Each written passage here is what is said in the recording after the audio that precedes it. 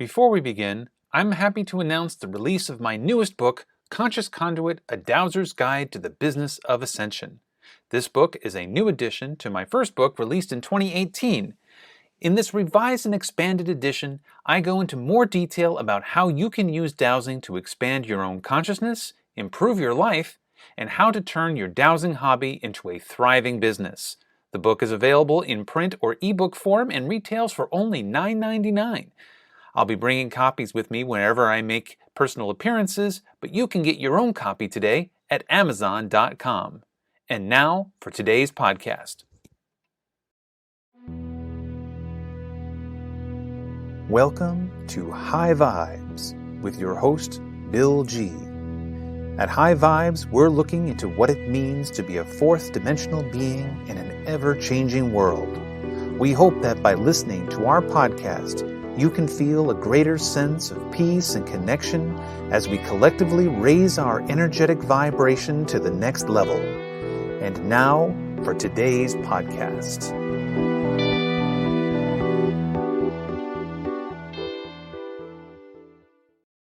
Hello and welcome to High Vibes. I'm Bill G and I'm here with Nina, and today what we're going to be talking about is unlocking blocks to success. We have all this ancestral energy that gets in the way. It could be ancestral energy, but it could also be past life stuff or present life stuff, dramas and whatever. It's these nagging things in your head that whenever you're going out to do something cool or do something creative or wonderful, it's that little voice in your head that says, don't do it. Or I can't do it. Yeah. Or I don't have any worth. And so whatever I make is just not going to be good enough. And it's so hard for us to silence that voice because we listen to that voice our entire lives. We first get it from our parents, and we get it from our grandparents, and we get it from our friends, and they're like, no, you just punching in and punching out, that's your whole life. Well, we are here to tell you today that that's garbage. Absolute garbage. You know, and we're coming to you after we had a pretty good day. Would you say that? I had the most amazing day today. This was not just pretty good day. I had the most amazing day. So, to give our listeners here a little background as to what are you up to that led up to this wonderful day? Okay. So, some of you know that I left my acupuncture practice. I left it because a bunch of things, but I think the most important ones were my body said no, right? Mm-hmm. I have to listen to that. It tells me what to do. And if I don't listen to it, it puts me in the hospital. So it's like that, the boss. But ever since I was a little kid, all I wanted to be was an artist. And I really regret now that I'm 50 years old that I never did that. You know, I did bits of that, and I worked in an art gallery. I did surrealist photography in an art gallery in Mount Holly, New Jersey. I've done art my whole life, and I keep making people stuff that I'm sure they just, throw in a closet or throw in the garbage or whatever. But I was always making things for people. And I finally decided that after I left my practice, that I was going to do something for me, that the whole rest of my life was going to be for me, and it was going to be joyous and wonderful, and everything, to the extent that I possibly could, every little thing that I do is going to have purpose and reason of why I am doing it in a way that brings me and, hopefully my family joy. So a little after January, I decided I'm going to get this thing rolling, and I signed up with an art mentorship program. I got to tell you, Stacy Bloomfield, who runs a beautiful little company called Gingerbur, she makes such fabulous tea towels and cards and everything. She is a fantastic teacher. So if you are, an artist of any sort out there, and you're looking for an art mentor who actually, who can actually help you begin your business, I would totally recommend leverageyourart.com. And it's not very expensive either to join. And I launched a website, and I have a collection, and I learned how to take nice product photography. And I did all this really fast. And I have a very small collection of holiday cards and a small collection of just, throughout the year cards. And, you think, well, that's not going to really get you anywhere, Nina, but I just didn't care. And Bill and I have been going around to retailers in town, and all we're doing is asking, and there's no expectation that they're going to say no or yes. In fact, we were talking in the car today about looking at your own work, going, some people are going to like it, some people are going to hate it, but how do you value it, right? And if you don't value your own work because it doesn't bring you joy, then no one else is going to find joy in it either. And so we were talking about how from now on, since I am tired of the feast or famine sort of life that, being an entrepreneur tends to bring, Yeah. I just am not going to have it anymore. And if people decide to support me through buying things with money, then that is fantastic. And that's how I'm going to be supported in the moment. And if I am supported in some other way, either due to my work or due to something else that I can't even foresee, then so be it. But I am going to be supported every single day of the year, not just in the summer or around the holidays and it doesn't have to be through money, because money's kind of on its way out, isn't it? Right. At least money in the way that we are currently seeing it in this incarnation. And so I went into today going, I'm just going to ask for what I need, and I'm going to see what happens. And the most amazing things happened today. And it wasn't just one thing. It was like a whole laundry list of things. Today, we walked into this very cute little kind of farm stand that sells gifts and things. And I was like, oh, I don't know. I don't really see cards here. I don't think it's going to be a good one. And Bill's like, no, just ask. So we asked.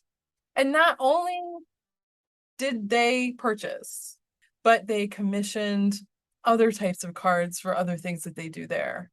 And then we walked into a maple museum, and they were just over the moon and saying how cute. Oh, these are so cute. So I'm pretty sure. Yeah. A sale's going to come from that. And then we dropped off an order that I actually made on faire.com. I'm now a wholesaler there for retailers. And even though I have this tiny little collection, somebody found me, and they are the most amazing people over there at Stewart's Maple in Shrewsbury, Vermont. And if you're in the neighborhood, just go, because they have amazing products. And Alyssa, who pretty much runs that whole gig over there, she's so creative. She says she isn't, but she's so creative, and her store is beautiful, and she's always coming up with new things to put in there.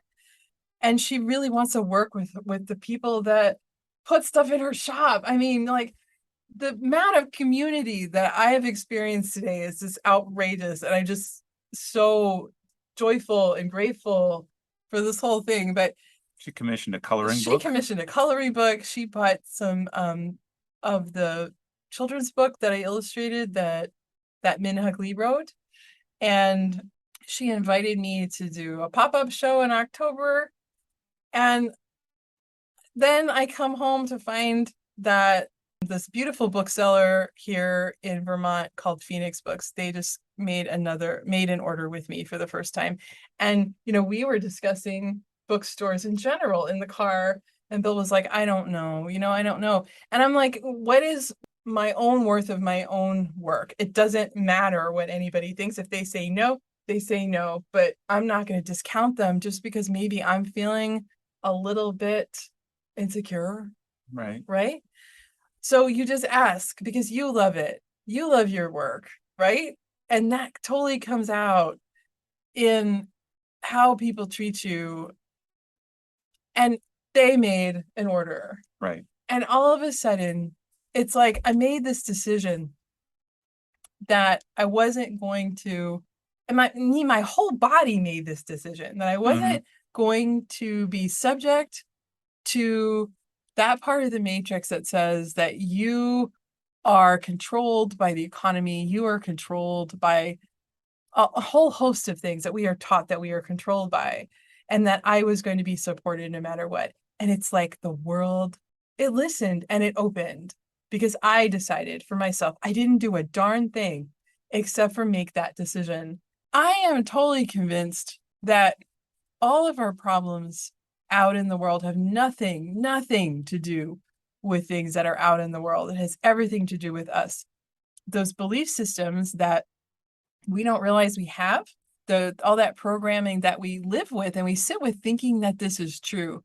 Anything that isn't working for you, I really think if you could just not be afraid of it for 2 seconds, to look at it and then figure out, hey, I want something better. And maybe you don't know what that better is, but just the decision that you are going to change your way of not only thinking about it, but interacting with it in the world while it sits there next to you.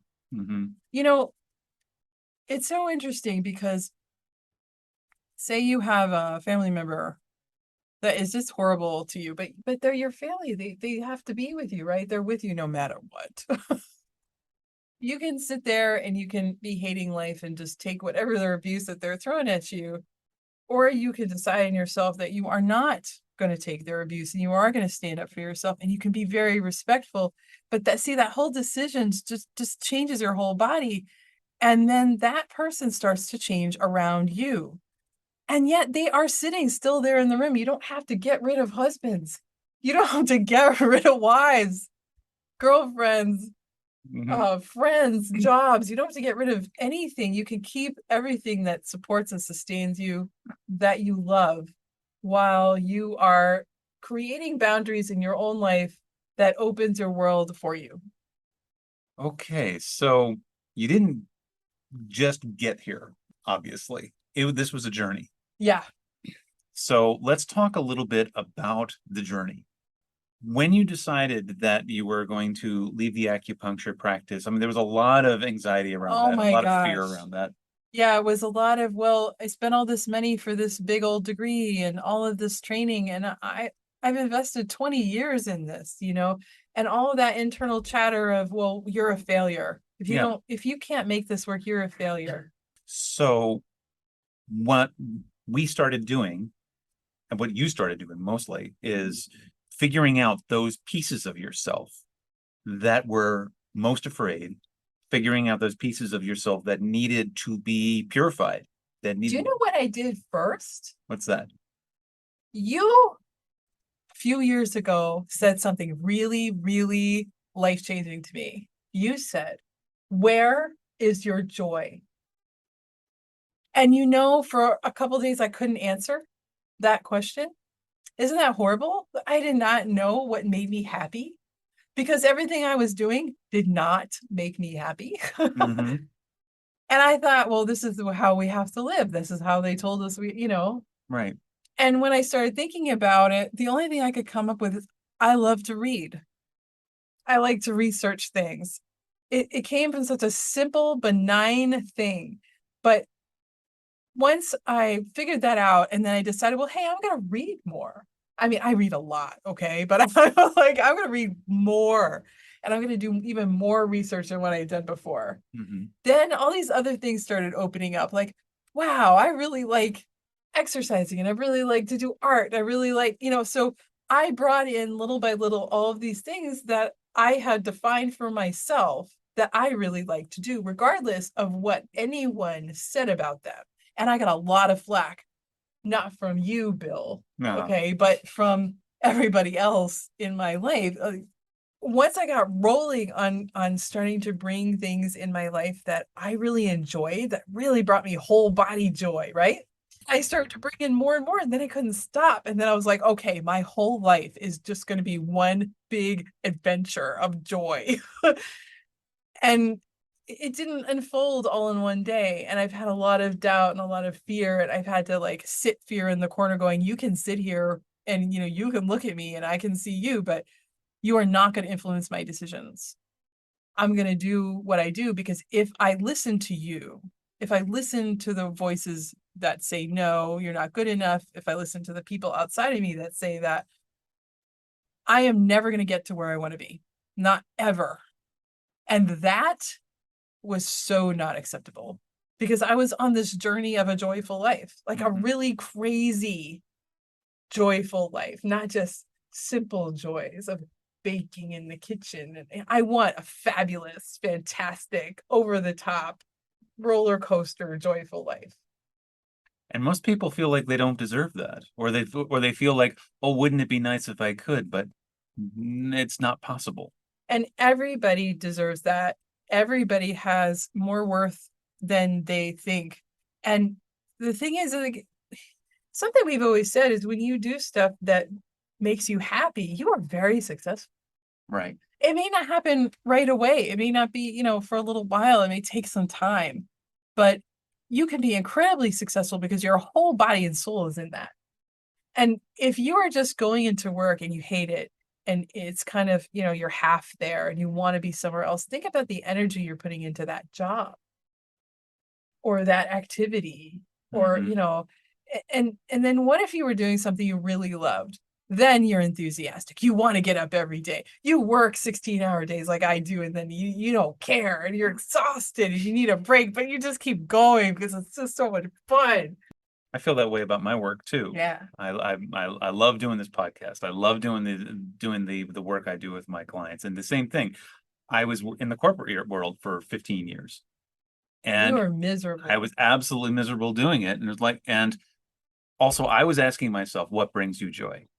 And because I couldn't think of anything either. I was like, okay, I've got my hobbies. I've got my, and the thing is, yeah, hobbies are great, but if they don't really fulfill you the whole way, then it's not cool. And but then we get this other societal thing that comes in that says, yeah, you can have your hobbies, but don't make a living at it because you'll turn it into something terrible, or you'll You'll never fail. you'll fail, or you won't be able to live on it. That it will never become a successful business. It won't become something that you can really take home with you and really support your family with because, nobody's interested in hobbies. That's just a little side project. I don't know what happened in the world to make a whole, like, generations of people think this. But some people got it. Like, look at Maya Angelou, right? She wrote poetry and everybody knows her. But she was one of the happiest Mhm. people, and everybody says that about her. So part of that journey was that journey of self-discovery that we were doing was Akashic dowsing, right? Oh, we did so much of We that. had to do so much of that. In fact, Bill has been doing Akashic dowsing for me for how long now? ever since I started, so it's been 20 plus years. Yeah, 20. I mean, okay, so I have a head start, I think. Well, but the thing is, there was a lot of times though we were doing Akashic dowsing or we were doing research and it wasn't giving us the answers that we were seeking, or that which is why we had to expand it, which is why we had to develop time temple charts, which is why we were constantly doing research. Yeah, and that's where all that reading and research came in, Right. right? And so we created these wonderful new charts. In fact, in a future show, we're going to be talking about our expansion of the color wheel of the Negative green. negative green, for the time temple charts, and because we've gotten some very interesting stuff there. But again, it was part that research was part of that further digging, and I'm finding this also with my clients lately is that we're digging deeper and digging deeper, and because we have to. Yeah, the world has become very complicated. We are dumping a lot of stuff right now, and it is very uncomfortable. And it feels like our mind is attacking us on a daily basis in the middle of the night, waking up at 3 o'clock in the morning going, oh my gosh, horrible, weird things. But we need to go deeper. We need to find ways of putting our mind at ease that no matter what goes on with us or outside, it's going to be okay. Hmm. And if we are just stepping into the unknown and then we're just walking willy-nilly around and not really knowing any way to direct our life in any sort of way, that is a very scary place to be. And that is a breeding ground for just doing what someone else tells you to do. Right. And so now you're doing this great work right now. I mean, the artwork is phenomenal. I think it's absolutely beautiful. Thank you. You people out there really need to check it out. It's at ninagee.com, ninagee.com. And you can tell just by looking at the work. I mean, yeah, it's greeting cards and whatever, but It's so small. It's two tiny little collections. and two tiny little collections. But when you look at it, you can actually feel the joy coming off of this work. I did a severe editing last month, and I decided that everything that I was kind of about, but I did for people because they asked me to, right? I was trying to just get work out because I thought, oh my gosh, if I don't just get this out, I'm going to fail. I took every single one of those down. I put them up on my wall because now I have a storyboard wall in my bedroom. So I can look at them every day and I can decide, hey, this needs a little work here. And I tweaked every single card that is on there, and everyone I'm happy with.